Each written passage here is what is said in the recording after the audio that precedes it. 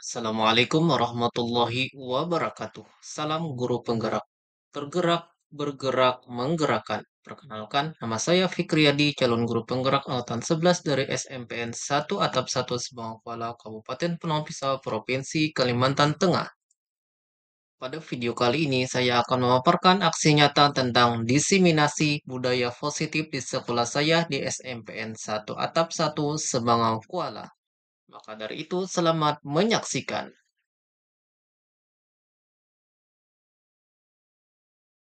Bulatkan tekad, kuatkan hati. Negeri ini memanggilmu kawan. Belajar, bergerak, berbagi. Assalamualaikum warahmatullahi wabarakatuh. Yang terhormat Bapak Kepala Sekolah SMPN 1 Atap 1 Subang Kuala, Bapak Ahmad Dayhaki SPD MTPD. Yang kami hormati Bapak dan Ibu guru yang berhadir dalam acara ini, Bapak Ibu hadirin sekalian yang berbahagia. Puji syukur kita panjatkan kehadiran Allah Subhanahu wa Ta'ala yang Tuhan yang Maha Esa, karena hanya atas perkenannya kita dapat hadir pada acara pemaparan budaya positif oleh calon guru penggerak dari SMPN 1 Atap 1 Sebangau Kuala. Hadirin yang kami hormati, izinkanlah saya yang memandu acara ini membacakan susunan acara sebagai berikut. Pertama, pembukaan. Kedua, membaca doa. Ketiga, menyanyikan lagu Indonesia Raya. Keempat, sambutan kepala sekolah sekaligus membuka acara pada hari ini. Kelima, pemaparan materi budaya positif di sekolah. 6, penutup. Acara pertama yaitu pembukaan. Marilah kita bersama-sama membuka acara ini dengan bacaan basmalah. Bismillahirrahmanirrahim. Hadirin yang berbahagia, sebelum lanjut ke sesi selanjutnya, marilah kita memanjatkan doa kepada Allah yang Maha Esa yang akan dipimpin oleh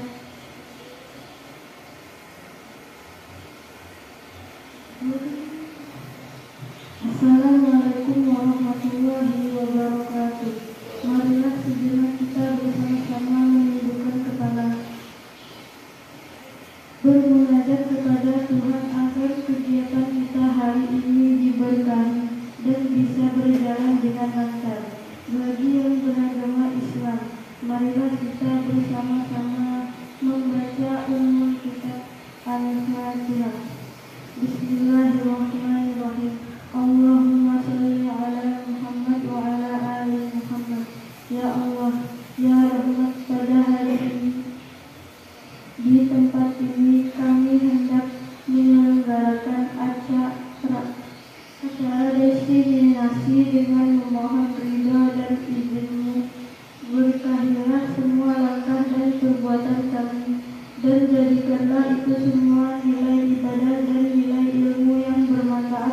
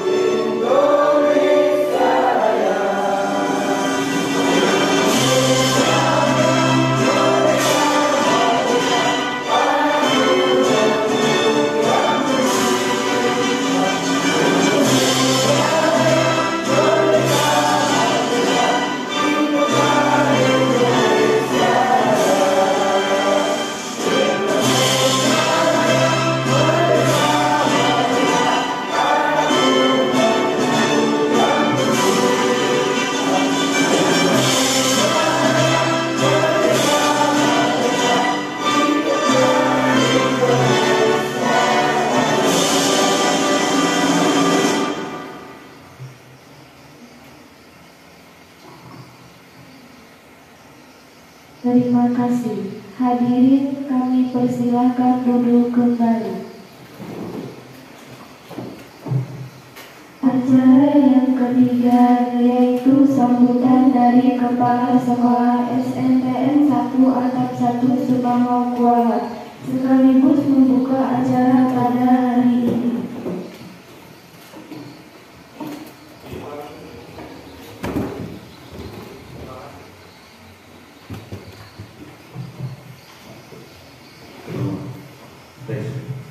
Assalamualaikum warahmatullahi wabarakatuh. Alhamdulillahirabbil alamin. Wassalatu wassalamu ala asyrofil anbiya'i wal mursalin sayyidina wa nabiyina Muhammad wa ala alihi wa sahbihi ajmain. Amma ba'du.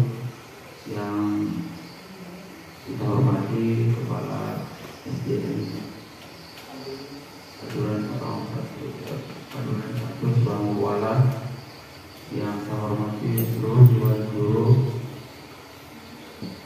Hari ini alhamdulillah kita panjatkan puji syukur kepada Allah Subhanahu wa taala karena pagi hari ini dapat menghadiri acara diseminasi tentang budaya positif dari calon guru penggerak. Salawat dan salam tak lupa kita aturkan kepada junjungan kita Nabi besar Muhammad sallallahu alaihi wasallam beserta keluarga dan kerabat beliau sampai ke kiamat. Ini merupakan satu tombak yang sangat positif dan sangat bagus. Artinya kita diundang ini satu kesempatan yang berbeda. Jadi membuka wawasan kita, sama-sama kita belajar. Jadi kita semua belajar. Artinya belajar itu bukan hanya saat besar, tetapi dari yang lahat sampai dari buaya sampai yang lahat kita terus belajar. Ibaratnya beban pun banyak, kita tetap disuruh belajar. Dan alhamdulillah acara ini mudah-mudahan bisa masuk ke dalam diri kita untuk lebih meningkatkan pengetahuan kita. Dan terima kasih kepada rekan kita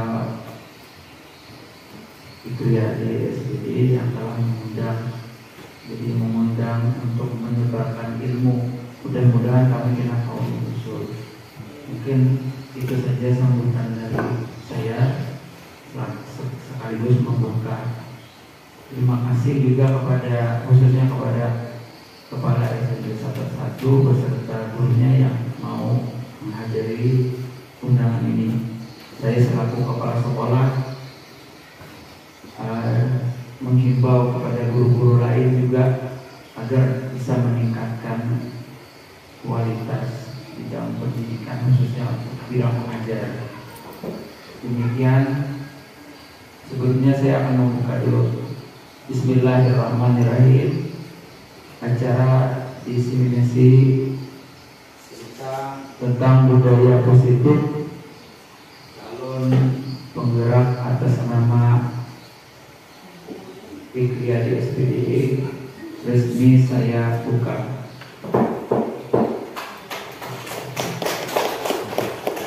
Demikian itu saja yang dapat saya sampaikan, tidak berpanjang lebar. Salah hilaf mohon maaf. Wabillahi taufiq wal hidayah wa hidayah wal inayah. Wassalamualaikum warahmatullahi wabarakatuh.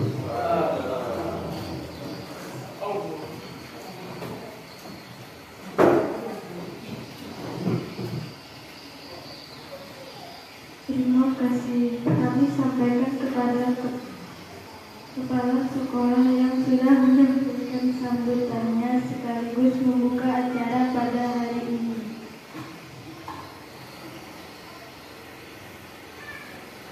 Acara selanjutnya adalah pemaparan materi budaya positif oleh Bapak Fikriyadi. Baik Bapak Ibu semua, Assalamualaikum warahmatullahi wabarakatuh. Bapak Ibu, sambil kita menunggu materinya, silahkan Bapak Ibu dicicipi makanan ala kadarnya Bapak Ibu lah. Oke.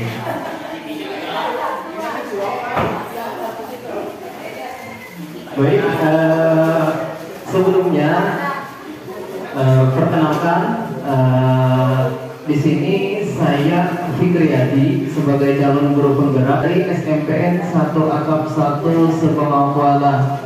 Nah, untuk dari kemarin kan sudah ada untuk angkatan 9 dari SD ya, SD Baluran 1 Bapak Hilmi Kurniawan.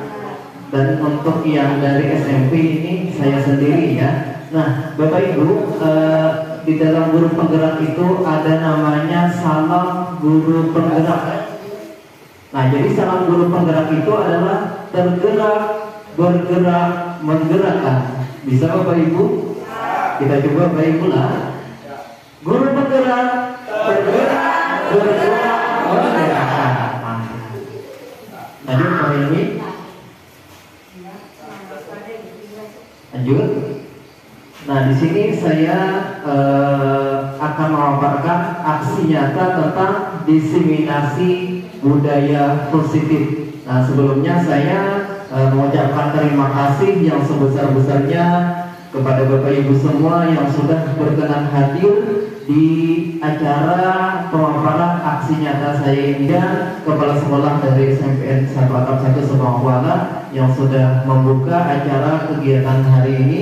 Nah, jadi Bapak Ibu, di sini saya sedikit memotivasi Bapak Ibu ya tentang guru penggerak ini. Mudah-mudahan nantinya akan lahir guru penggerak berikutnya Bapak Ibu.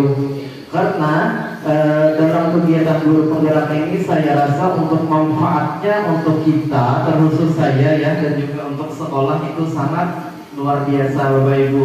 Nah, salah satunya ketika saya belum mengikuti kegiatan ataupun pelatihan guru penggerak ini, saya istilahnya itu dalam pembelajaran ya Bapak Ibu ya, saya mengakui diri saya sendiri dalam pembelajaran itu terasa sangat monoton ya Bapak Ibu ya. Artinya kita yang kebiasaan mengajarkan anak-anak itu cuma kita yang aktif ataupun istilahnya student teacher center ya Bapak Ibu ya. Kita yang banyak ceramah, kita yang banyak memberikan penjelasan, kita yang sering menyuruh anak itu sekedar mencatat. Padahal Bapak Ibu, sebenarnya hal-hal yang seperti itu kita belum mengetahui keinginan anakku seperti apa. Mungkin saja anak itu bosan Bapak Ibu ya. Nah, saya menyadari saya sendiri seperti itu. Nah, setelah mengikuti kegiatan rangkaian dari calon guru penggerak ini, oh ternyata selama ini saya kurang tepat nih dalam mengajar ya Bapak Ibu ya. Yang kita inginkan anak cuma mengerti dan paham pelajaran yang kita sampaikan. Yang kita harapkan cuma anak itu bisa mencapai nilai tinggi Bapak Ibu ya. Tapi kita tidak melihat dari segi yang lain seperti karakter anak, kemudian bakat dan minat anak ya Bapak Ibu ya. Itu yang seringkali kita tidak kita lihat dari anak itu. Nah, setelah mengikuti ini, saya belajar dan mencoba untuk memperbaiki hal-hal yang bisa saya perbaiki seperti itu.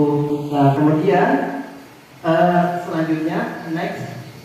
Nah, dalam kegiatan ini kita sama-sama melakukan melakukan kesepakatan ya Bapak Ibu ya. Kita menenangkan hati dan pikiran kita, mengarahkan semua perhatian dan juga fokus belajar kita ya Bapak Ibu ya. Kemudian hadirkan kita sepenuhnya di sini. Mungkin kita masih keingatan apa di rumah, kita coba fokuskan. Kemudian kita bangun rasa ingin tahu kita dan juga syukur dan juga ulas asih kita Bapak Ibu ya. Sepakat? Next Pak. Nah, sebelumnya masuk ke materi pelajaran, kita mengadakan ice breaking terlebih dahulu Bapak Ibu ya. Mungkin ya dari tadi ada yang masih tegang atau apa. Kita melakukan senyum selama 30 detik. Bapak Ibu? Oke. Saya hitung ya Bapak Ibu ya. Nanti mungkin Bapak tersenyum 30 detik ini mungkin nanti terpaksa ya. Nanti kemudian setelah tersenyum mungkin senyumnya itu senyum ikhlas Bapak Ibu ya. Kita hitung Bapak Ibu ya. 1, 2, 3. Bapak Ibu. Untuk tersenyum seikhlasnya. Oke Bapak Ibu. Pandang teman di sampingnya, tersenyum.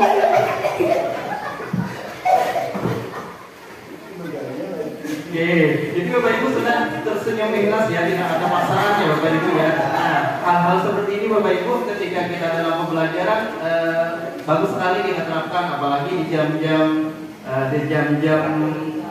sudah mau pulang itu ya, jam-jam sudah apa istilahnya, sudah anak-anak sudah lelah, bosan, kita terapkan seperti ini Bapak Ibu, bagus untuk membangun fokus dan juga semangat anak-anak. Next Pak. Nah, ini ada selanjutnya gambar apa ini Bapak Ibu nih? Gambar orang berlari ya, dan sebelahnya itu ada gambar madu. Tapi kelopnya Bapak Ibu, ini kan lari ya. Lari itu diawali huruf L ya, tapi diganti dengan H. Kemudian yang di samping itu gambar madu, tapi D-nya itu dihilangkan ya Bapak Ibu. Kira-kira gambar apa itu Bapak Ibu?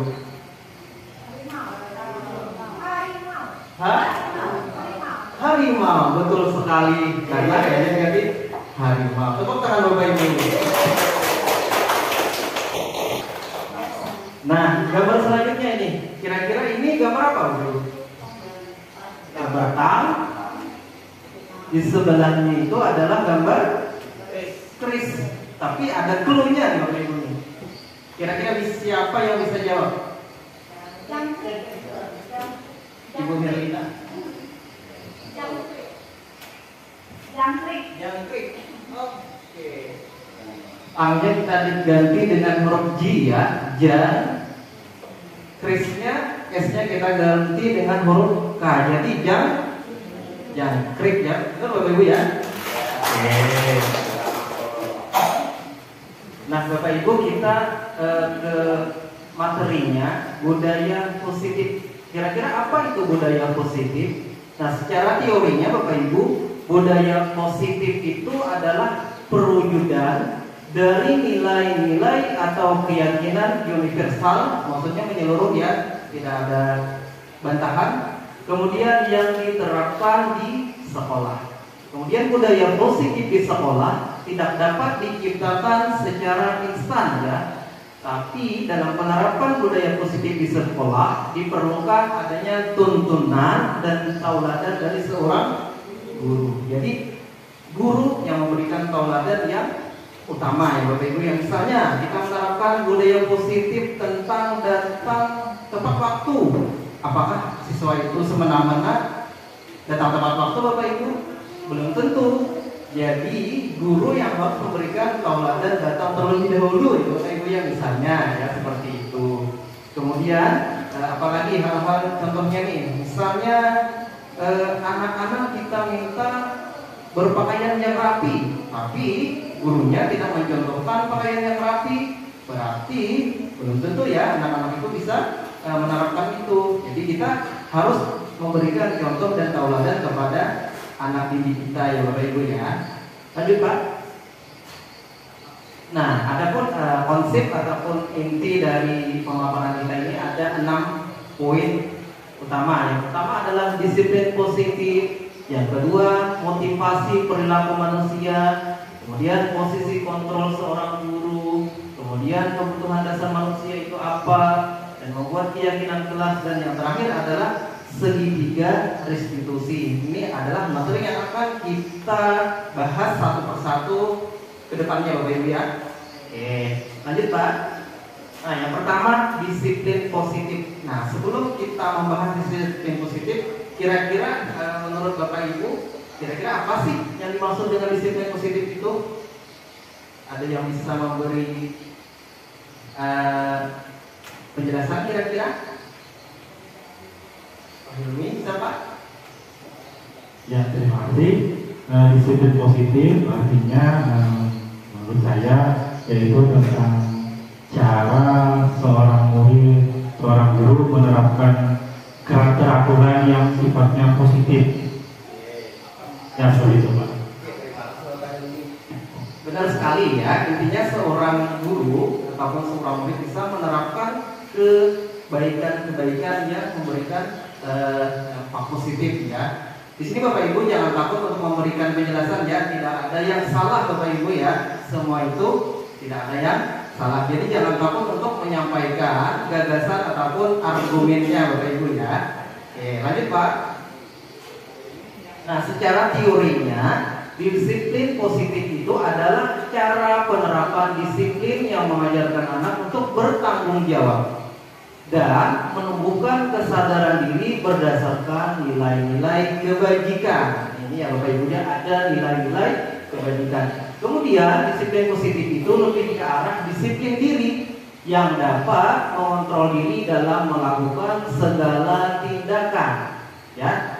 Kemudian disiplin diri ini dapat membuat murid memahami dan menyadari berdasarkan motivasi internal dan bukan akibat paksaan dan pujian ataupun hukuman. Jadi motivasi itu ada dua, nanti kita bahas ya Bapak Ibu, yang ada yang internal dan eksternal. Ada yang berasal dari dalam diri kita sendiri dan juga berasal dari luar diri kita sendiri. Nanti kita bahas satu persatu ya Bapak Ibu ya. Lanjut Pak. Nah, selanjutnya adalah poin berikutnya, motivasi perilaku manusia. Nah, terkait motivasi kita bahas juga. Lanjut Pak. Nah, motivasi perilaku manusia itu ada tiga ya Bapak Ibu ya. Ada yang pertama motivasi ekstrinsik yang tadi, kemudian ada motivasi intrinsik ya. Lanjut. Nah, untuk motivasi ekstrinsik ini berasal dari luar diri kita ataupun berasal dari luar diri anak. Nah, yang ekstrinsik itu untuk menghindari ketidaknyamanan ataupun hukuman. Nah, biasanya anak ketika kita berikan sebuah hukuman pasti akan memberikan istilahnya berperilaku yang ada saja. Nah, itu adalah motivasinya terkait hukuman itu. Bisa dia menghindari hukuman, lari misalnya, ataupun lain sebagainya. Yang kedua, untuk ekstrinsik ini untuk mendapatkan imbalan atau penghargaan dari orang lain ya. Misalnya dalam kelas kita dalam memberikan imbalan, misalnya ketika anak bisa menjawab kita beri hadiah. Nah, maka anak itu termotivasi untuk selalu bisa, kan seperti itu Bapak Ibu. Tapi nanti kita bahas apakah imbalan atau hadiah itu sebenarnya bagus apa tidak ya. Nah, nanti kita bahas. Kemudian ini adalah motivasi dari luar. Kemudian yang dari dalam, anak itu untuk menjadi orang yang mereka inginkan dan menghargai diri sendiri dengan nilai-nilai yang mereka percaya. Misalnya datang ke sekolah, ketika anak itu sudah meyakini bahwa nilai datang ke sekolah tepat waktu itu bagus, berarti dia sudah menerapkan motivasi dalam dirinya sendiri, karena dia meyakini bahwa datang ke sekolah tepat waktu itu bagus ya Bapak Ibu ya. Tidak ada misalnya hukuman ataupun hadiah misalnya ya. Misalnya ketika kita beri peraturan ataupun hukuman, misalnya tidak datang tepat waktu kita hukum, berarti itu adalah motivasi dari luar ya, dari luar dirinya. Misalnya kalau datang ke sekolah itu kita beri misalnya hadiah, berarti itu juga dari luar.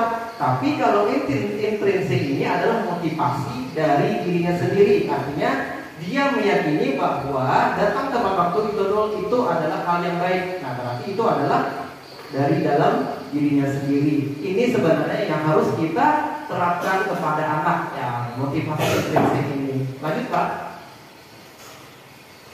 Nah, kemudian keyakinan kelas. Berbicara keyakinan kelas Bapak Ibu ya, mengapa keyakinan kelas bukan peraturan kelas?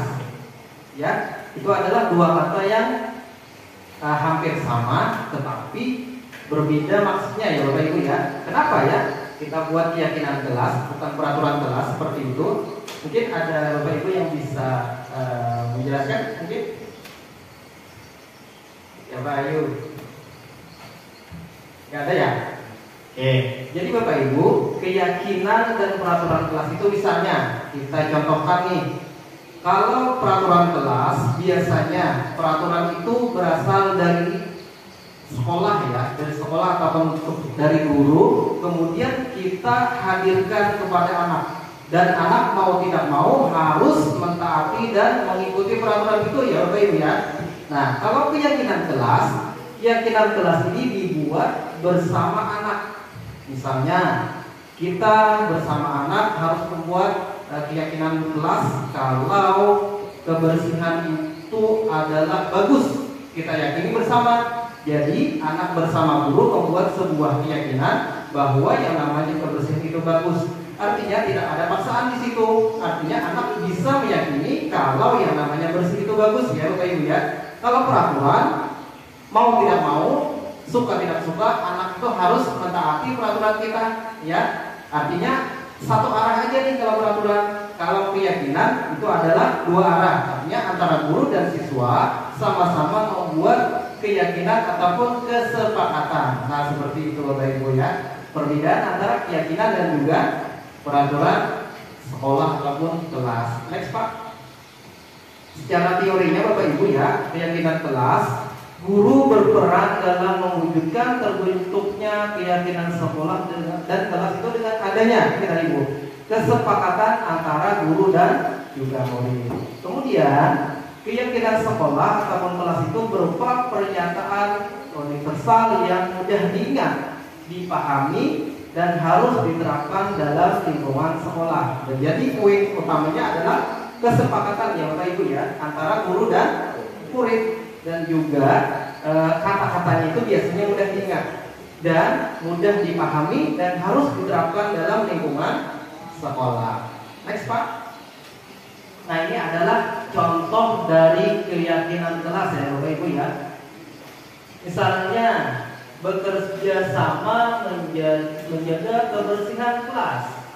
Nah, di situ kita antara guru dan siswa harus meyakini tentang nilai-nilai ataupun prinsip bekerja sama. Ya, oke ya. Kemudian misalnya lagi menjaga dan meletakkan barang sesuai tempatnya. Saling peduli, menghargai dan membantu sama orang lain. Tepat waktu dan aktif di kelas.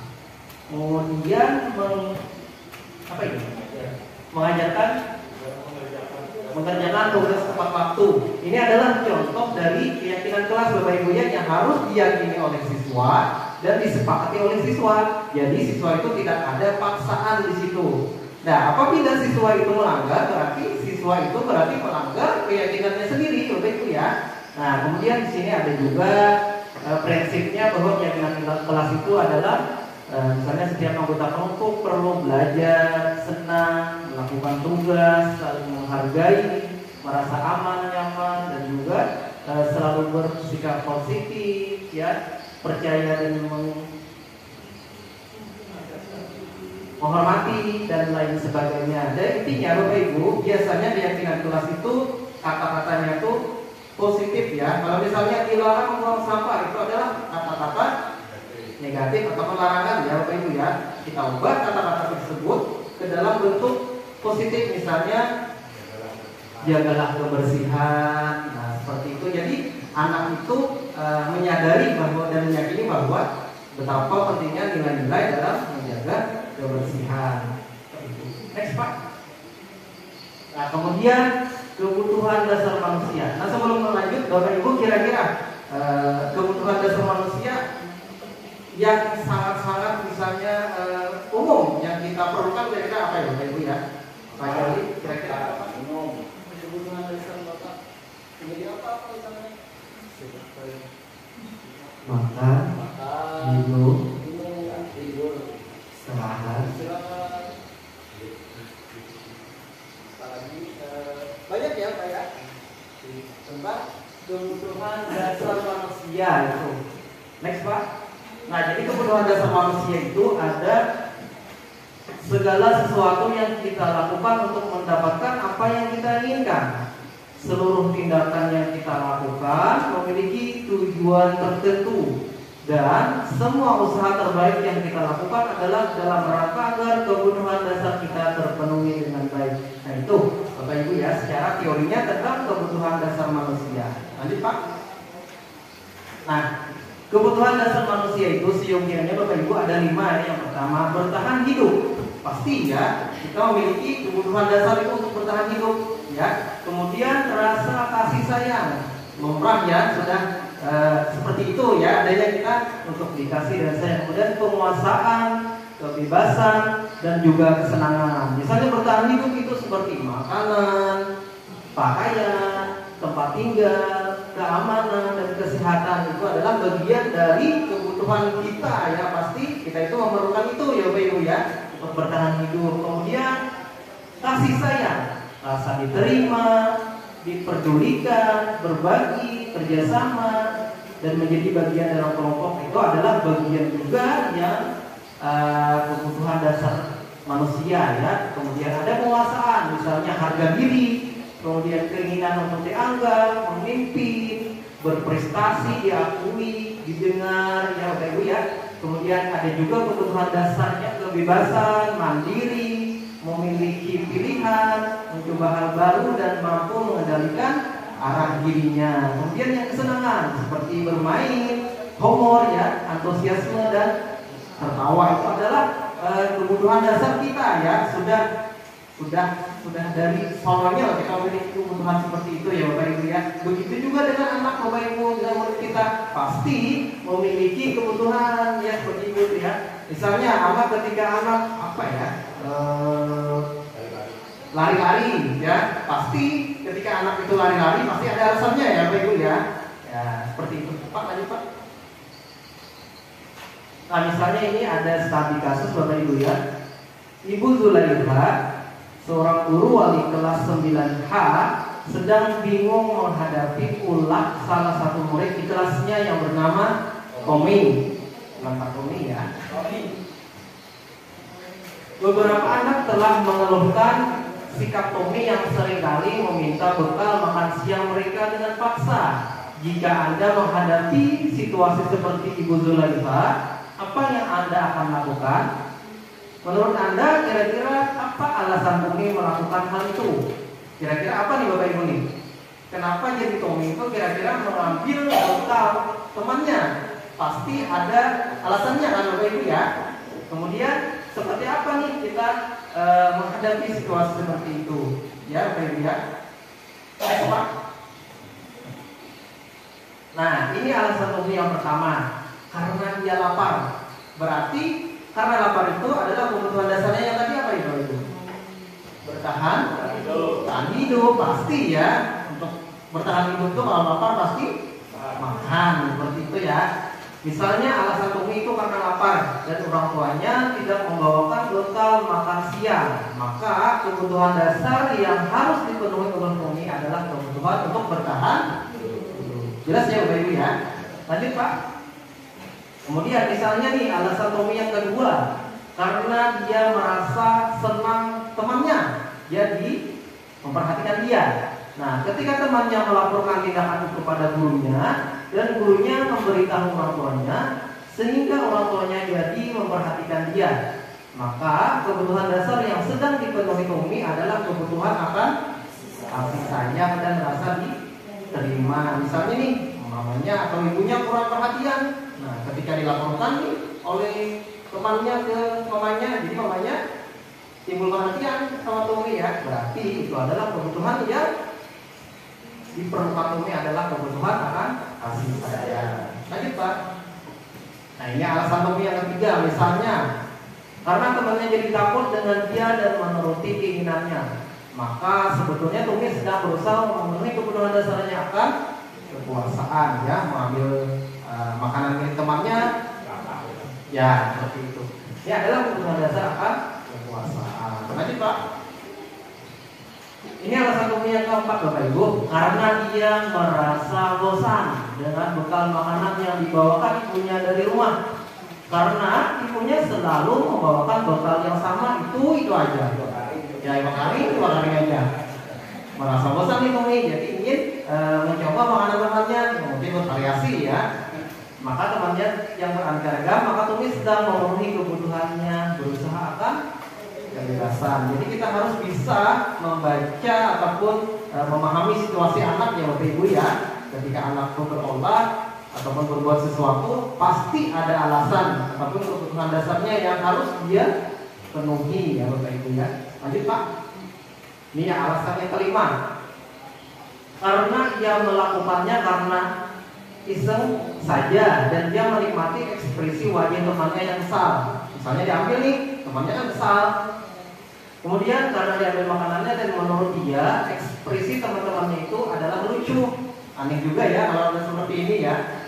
Maka berarti Tommy sedang berusaha memenuhi kebutuhannya akan kesenangannya ya. Senang dia melihat temannya yang kalau kesalahan lucu menurut dia. Ya, oke, lanjut Pak. Nah ini Bapak Ibu ada ice breaking lagi nih.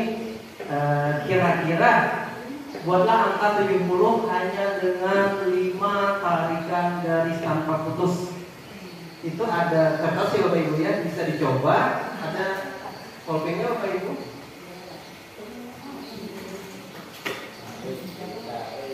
Kalau Bapak Ibu bisa mencontohkan seperti apa ya? 5 tarikan saja Bapak Ibu ya. Tidak boleh lebih, tidak boleh kurang.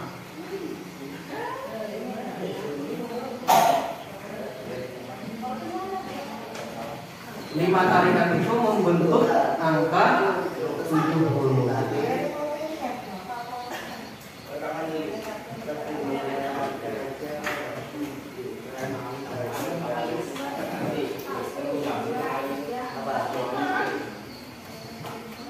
Dan Bapak Ibu coret-coret aja untuk mencapai.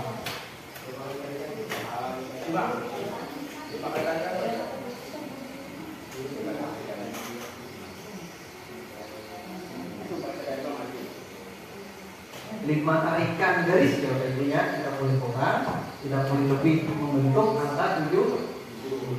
Saya juga tidak tahu nih apa bisa atau tidak ya. Sepertinya bisa. Ayo dicoba Pak Ibu. Jadi hal-hal seperti ini bisa kita terapkan ya Bapak Ibu untuk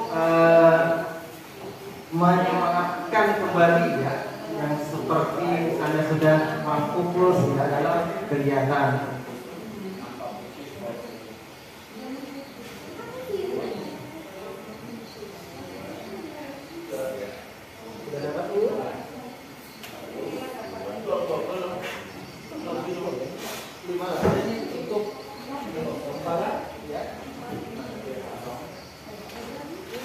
Mungkin Ibu bisa mencontohkan ya ke papan tulis ya, seperti apa ya? Sudah dapat Pak? Sudah dapat Bu?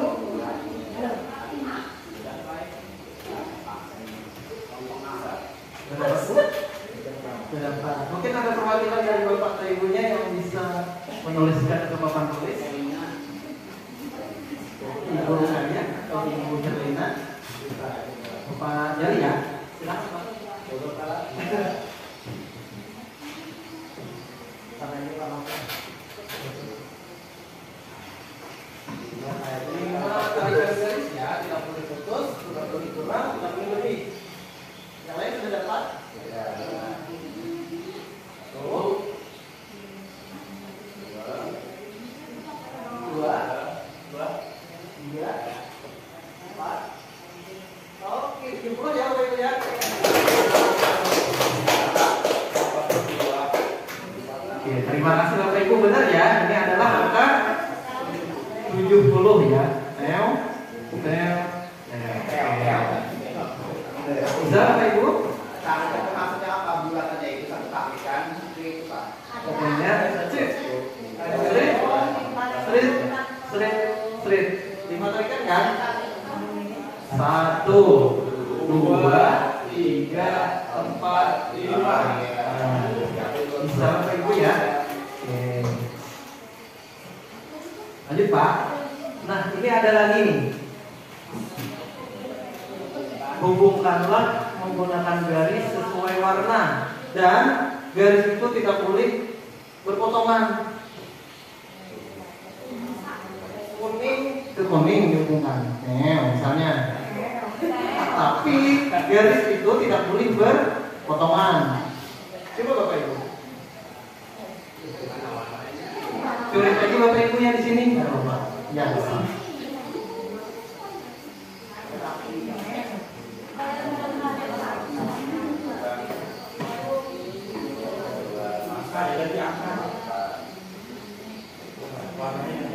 Bisa ganti angka kalau misalnya mau kertas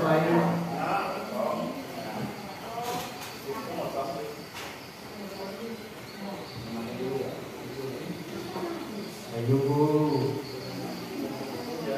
Meo.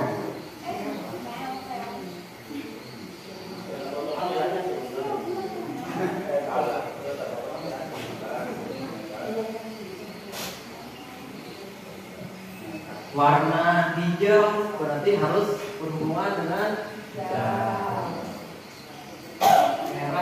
Tapi garisnya itu tidak boleh berpotongan. Bisa Bapak Ibu.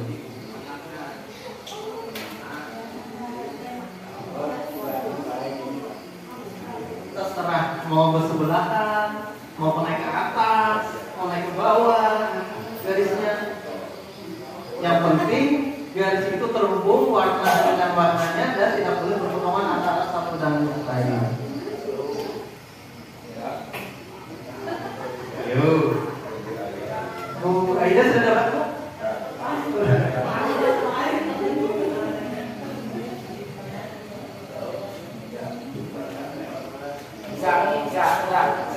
Bisa Pak?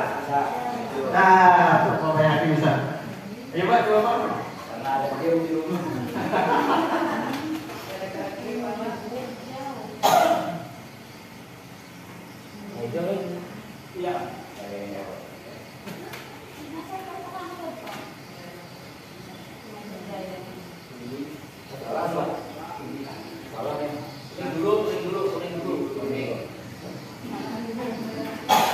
Merah Pak, merah ke? Oke, jangan bawah ya. Merah.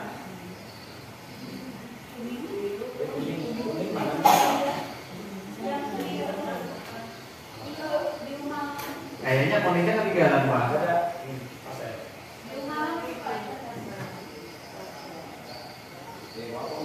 Iya. Jauh belum.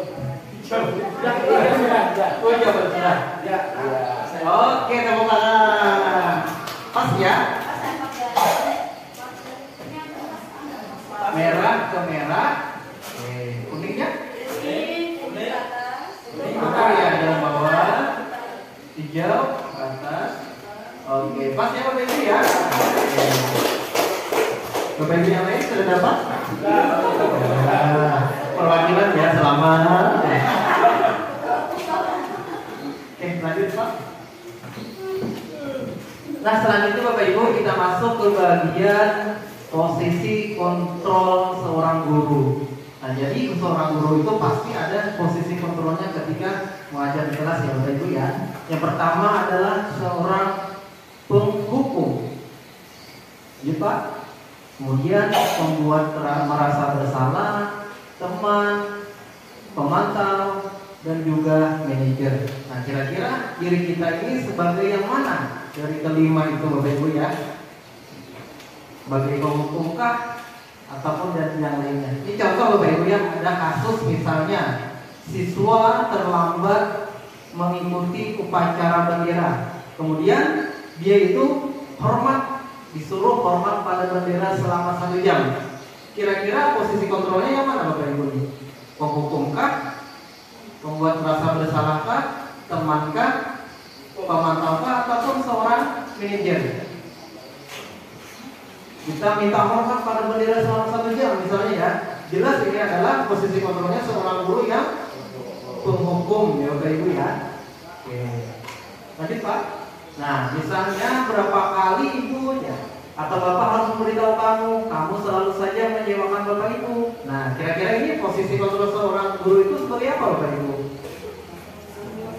Membuat rasa bersalah ya Bapak Ibu ya dengan kata-kata itu kamu selalu menyewakan bapak ibu. Bapak Ibu sudah seringkali memberitahu kamu, tapi kamu sering mengecewakan bapak ibu. Itu adalah posisi kontrol seorang guru yang membuat siswa itu merasa bersalah. Kemudian ini ada kata-kata dari seorang guru misalnya, ayo dong ikuti aturan sekolah, tolong bantu bapak ibu ya, sekali ini sudah tidak apa-apa, lain kali jangan membuat seperti ini lagi ya. Nah, kira-kira ini posisi kontrol seorang guru itu apa Bapak Ibu? Sebagai teman ya. Lanjut Pak. Nah, ini kamu sudah melanggar peraturan sekolah, kamu tahu kan konsekuensinya? Setelah upacara kamu beli atributnya ke koperasi dan jangan diulangi lagi ya. Nah, ini kata-kata seperti ini adalah posisi kontrol seorang guru pemantau ya Bapak Ibu ya. Dan yang terakhir Pak, apakah kamu tahu kesalahanmu? Kira-kira bagaimana kamu perbaiki kesalahanmu? Nah, di sini ada dari seorang guru itu adalah menanyakan kesalahannya apa, dan seorang guru itu meminta kira-kira solusinya untuk memperbaiki kesalahan itu apa ya? Nah seperti itu, berarti ini adalah seorang manajer. Jadi seorang manajer ini adalah posisi kontrol yang terbaik ya Bapak Ibu ya.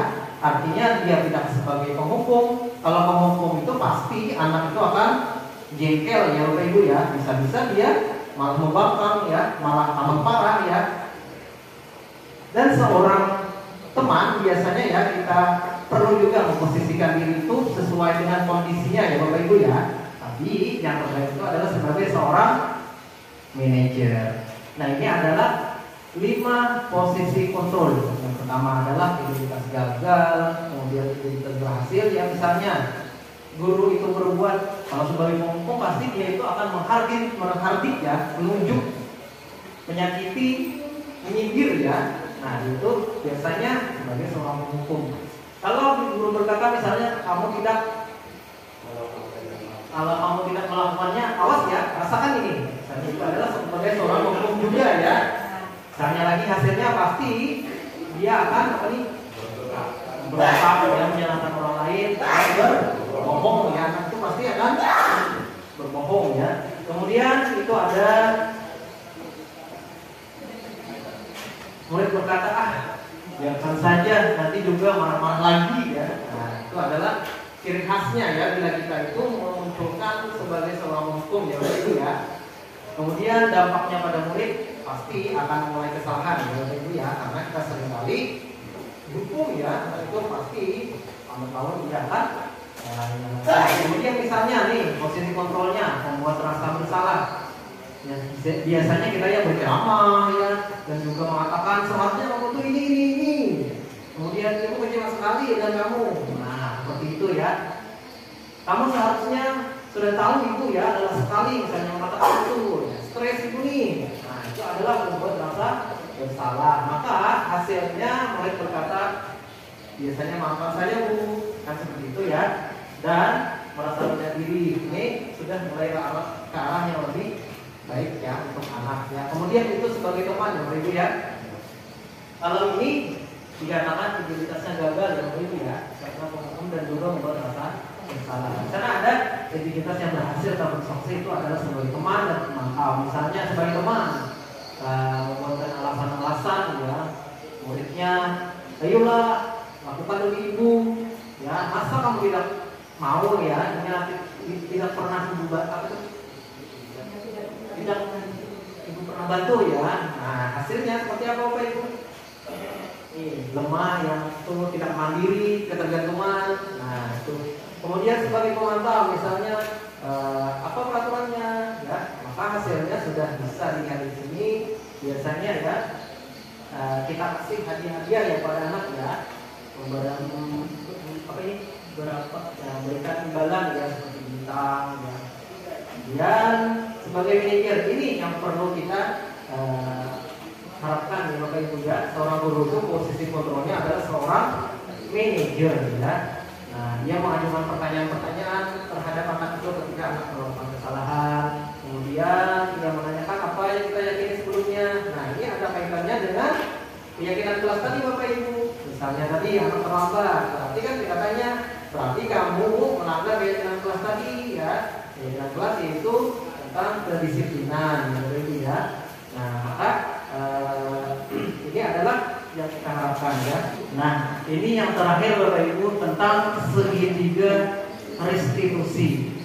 Nah dalam secara teorinya Bapak Ibu, segitiga restitusi itu adalah suatu proses dialog yang dijalankan oleh guru agar dapat menghasilkan murid yang mandiri dan bertanggung jawab. Nah dalam segitiga restitusi ini ada 3 tahapan Bapak Ibu ya. Yang pertama adalah menstabilkan identitas, validasi tindakan yang salah, dan menanyakan keyakinan. Kita bahas satu persatu Bapak Ibu ya. Yang 3 itu Lanjut Pak.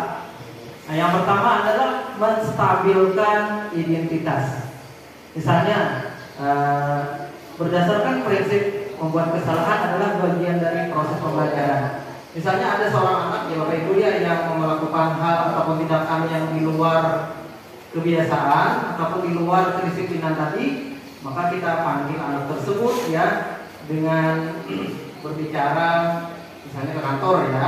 Nah, kalau menstabilkan identitas itu biasanya perkataan-perkataan dari seorang guru itu adalah misalnya berbuat salah itu wajar, tidak ada manusia yang sempurna. Kemudian ibu bapak juga pernah melakukan itu misalnya. Kemudian misalnya lagi ibu bapak tidak mencari siapa yang salah, tetapi ingin mencari solusi dari masalah ini. Kemudian kamu berhak merasa begitu. Nah, jadi anak itu tidak disalahkan lah istilahnya Bapak Ibu ya. Ini adalah tahap pertama adalah menstabilkan identitas. Lanjut Pak. Nah, yang kedua adalah validasi tindakan yang salah. Berdasarkan prinsipnya setiap perilaku itu berupaya untuk memenuhi kebutuhan tadi, kebutuhan 5 dasar kebutuhan orang tadi ya. Nah, misalnya tadi perkataan seorang guru itu kamu pasti punya alasan ya mengapa melakukan itu misalnya. Kemudian padahal kamu bisa melakukan yang lebih buruk dari ini ya. Misalnya nih apa ya? Berkelahi misalnya ya, dia mendorong temannya. Ini kan sekedar mendorong nih. Pasti anak itu kan bisa lebih dari mendorong kan, misalnya menginjak ya dan lain sebagainya. Itu adalah salah satu yang bisa kita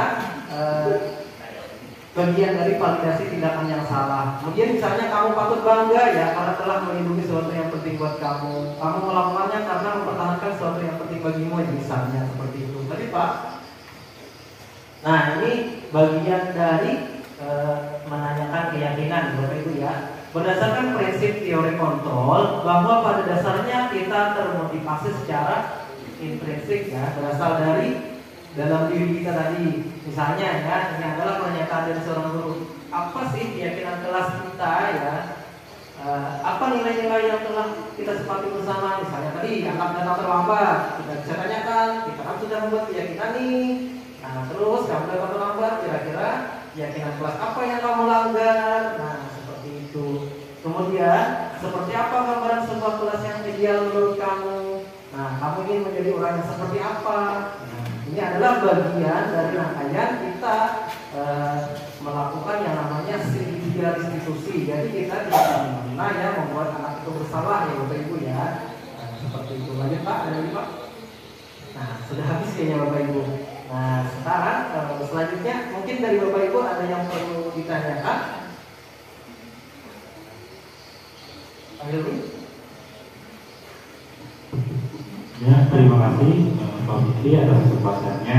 Saya sangat tertarik tadi tentang segitiga distribusi. Jadi ketika ada murid yang keluar dari aturan kelas atau kesepakatannya, kita akan melakukan segitiga restitusi. Nah, yang ingin saya tanyakan, apakah melakukan segitiga restitusi itu perlu dilakukan di saat pelajaran atau ada waktu-waktu tertentu, dan bagaimana cara memulai untuk segitiga restitusi itu? Terima kasih Pak.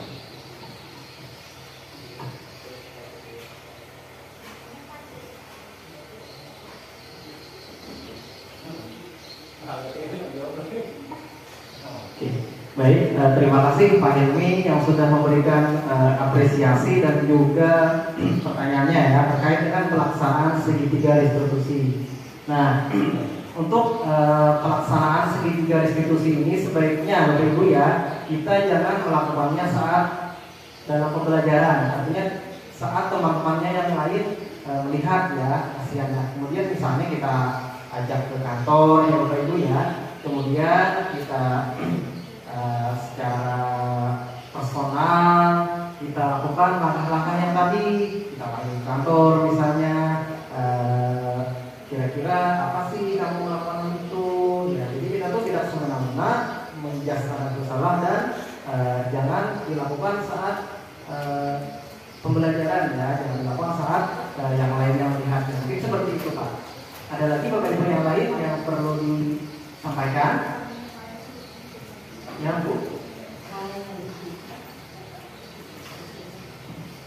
Bagaimana cara menerapkan keyakinan di kelas? Apa yang pertama mesti guru lakukan? Oke, terima kasih Ibu Linda ya tentang menerapkan keyakinan kelas. Jadi untuk keyakinan kelas ini, kalau untuk jenjang SD itu mudah ya Bapak Ibu ya, karena itu sistemnya wali kelas ya, jadi gurunya itu aja ya. Nah, untuk guru SMP ini agak mudah ya, karena per mapel ya. Berarti kan untuk per mapel ini berarti antara guru yang satu dan juga guru yang lain ini pasti akan membuat keyakinan yang bisa-bisa berbeda ya, seperti itu. Kalau untuk guru SD pasti akan lebih mudah karena berprinsip wali kelas. Nah, untuk caranya kita misalnya di awal semester ya, kita membuat kesepakatan kepada anak. Nah, kita munculkan dulu harapan anak itu apa. Nah, ayo anak-anak, kira-kira kalian itu menginginkan kelas yang seperti apa? Misalnya, jadi anak-anak bisa kita suguhkan kertas, dia menuliskan harapannya. Misalnya dia menginginkan kelas yang bersih, misalnya tempel. Misalnya lagi anak yang lain menginginkan kelas itu yang rapi misalnya. Nah, setelah terkumpul harapan-harapan anak itu, kita bikin kesepakatan ya. Kesepakatan dengan mengumpulkan harapan-harapan anak itu kita bentuk menjadi sebuah keyakinan. Artinya, kalau menginginkan kelas yang bersih berarti kita harus menjaga kebersihan.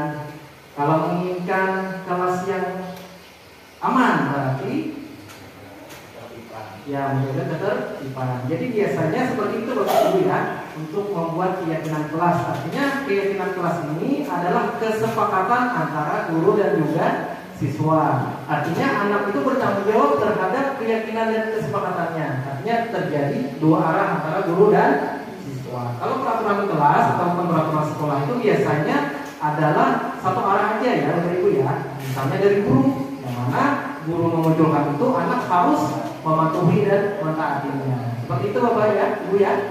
Ada lagi Bapak Ibu yang lain? Cukup ya Bapak Ibu ya.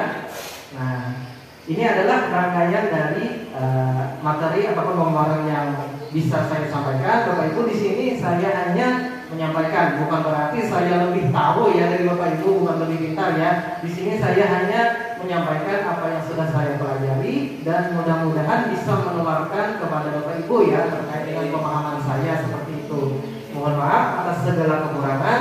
Akhir kalam, wabillahi taufiq wal hidayah, Wassalamualaikum warahmatullahi wabarakatuh.